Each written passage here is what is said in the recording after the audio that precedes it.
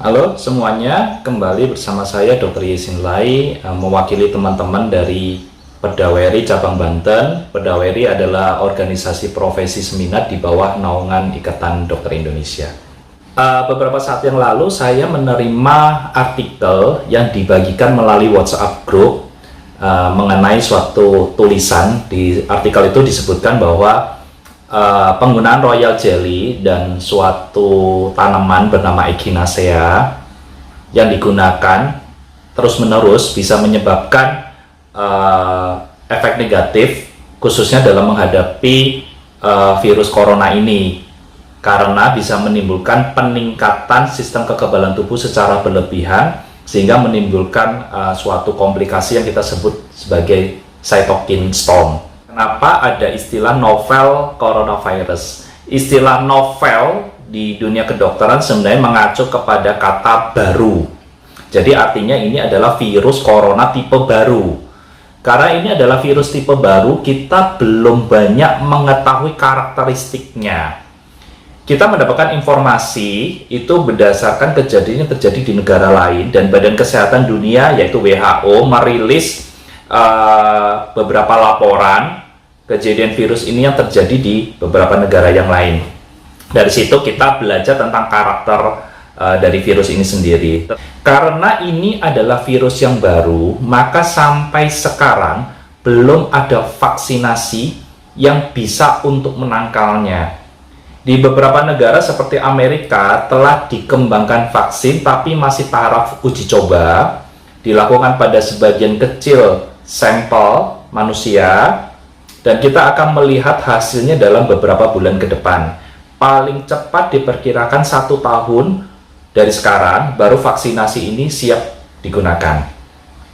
Karena vaksin ini masih lama dan masih tahap riset, maka satu-satunya yang bisa kita gunakan untuk menghadapi penyebaran dari coronavirus ini adalah dengan meningkatkan kekebalan tubuh kita sebaik mungkin. Dari sisi imunologi, sebenarnya sistem kekebalan tubuh manusia itu sangat unik. Kenapa unik? Karena mereka itu selalu bekerja dalam suatu harmoni keseimbangan. Jadi secara umum, sistem keseimbangan tubuh itu kita bisa bagi menjadi 2. Ini secara umum ya. Pertama adalah sel kekebalan tubuh yang berfungsi sebagai pasukan pemukul. Jadi kalau misalnya ada benda asing masuk, ada virus masuk, maka sel kekebalan tubuh ini yang berfungsi untuk menghancurkan pertama kali. Pasukan pemukul ini kita butuhkan dalam jumlah yang cukup dan dalam kondisi aktif. Tujuannya adalah untuk menghancurkan penyakit atau virus yang pertama kali masuk ke dalam tubuh kita. Tetapi ada juga sel-sel lain yang berfungsi sebagai pengontrol pasukan pemukul ini. Jadi misalnya kalau kita analogikan dalam suatu pasukan, ada pasukan yang berfungsi sebagai pasukan pemukul, ada pasukan yang mengontrol. Jadi ini seperti komandan, kumpulan komandan yang mengontrol pasukan ini. Di bahasa kedokteran kita menyebutkan sebagai sel efektor dan ini sebagai sel regulator. Keduanya adalah sistem kekebalan tubuh. Jadi mereka bekerja dalam harmoni keseimbangan. Jadi kalau kita berbicara mengenai keseimbangan antara sel efektor dan sel regulator, maka yang paling penting adalah menciptakan keseimbangan ini di dalam tubuh kita. Memang ada beberapa makanan atau vitamin yang bekerjanya lebih di sel efektor, tetapi ada beberapa makanan juga atau herbal atau jamu yang bekerja lebih ke sel regulator dan sifatnya menciptakan keseimbangan. Contohnya, kalau kita berbicara seperti tanaman yang bernama Echinacea, terus vitamin C, mereka umumnya lebih bekerja di sel efektor. Tetapi temulawak, jahe merah itu lebih bekerja di sel regulator. Jadi inti yang mau saya sampaikan di sini adalah bahwa tidak perlu mengkonsumsi suatu vitamin dalam dosis yang berlebihan, karena itu tidak akan menimbulkan efek yang bermakna. Justru seringkali munculnya efek samping. Yang kita perlukan di sini adalah nutrisi seimbang. Misalnya gini, kita minum vitamin untuk meningkatkan daya tahan tubuh di sel efektornya, tetapi kita juga merokok sehingga menurunkan sel regulator, yaitu tidak ada gunanya. Kita mengkonsumsi vitamin dalam jumlah berlebih tetapi tidak tidur dalam waktu yang cukup, yaitu maka tidak akan terjadi keseimbangan.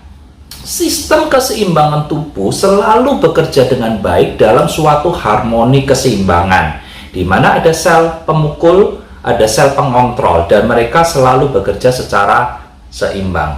Menciptakan keseimbangan sistem kekebalan tubuh itu yang paling penting buat kita.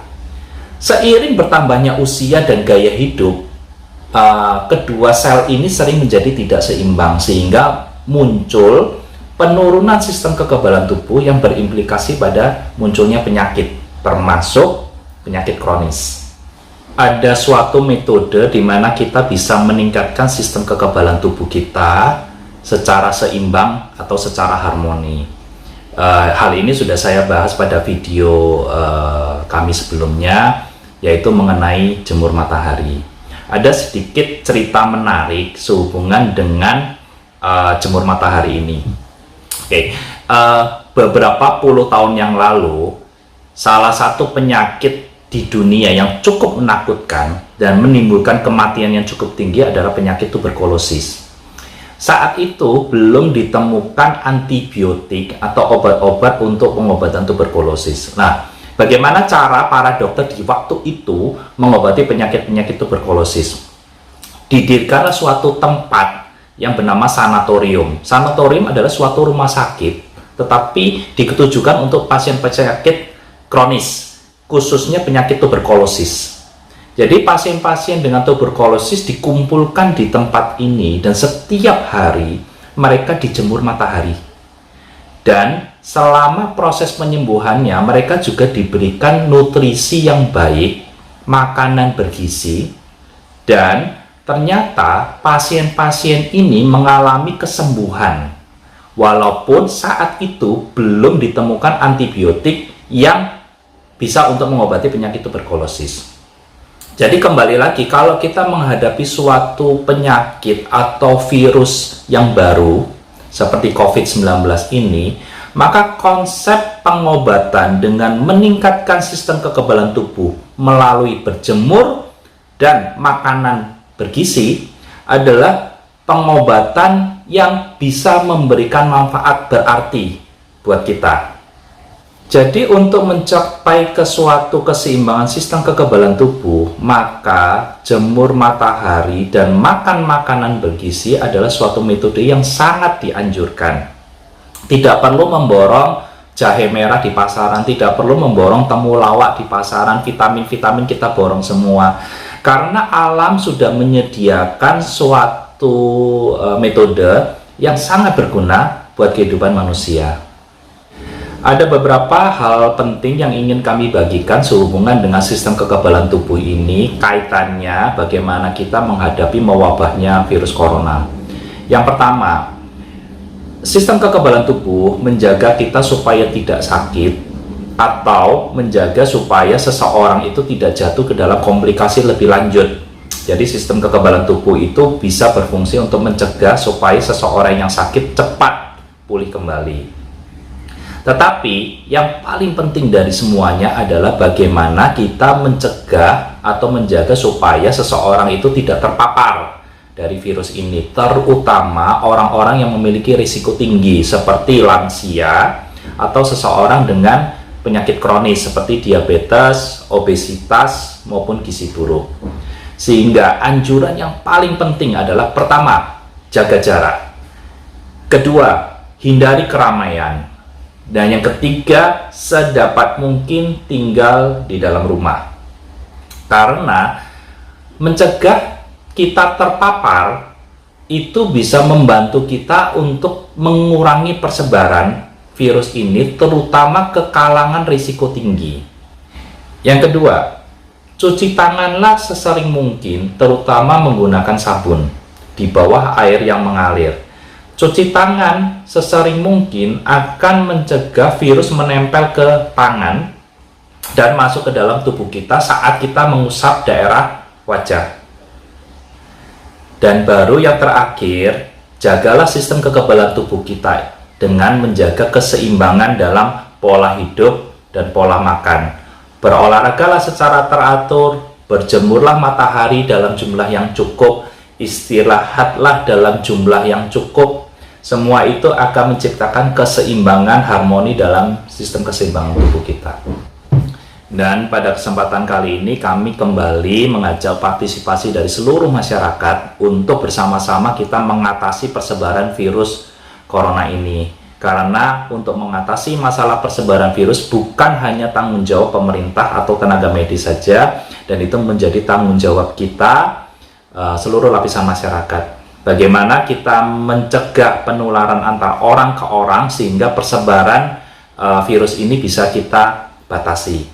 Atas nama teman-teman dari Pedaweri Banten, saya Dr. Yesin Lai. Semoga informasi ini bermanfaat untuk Anda semua. Salam.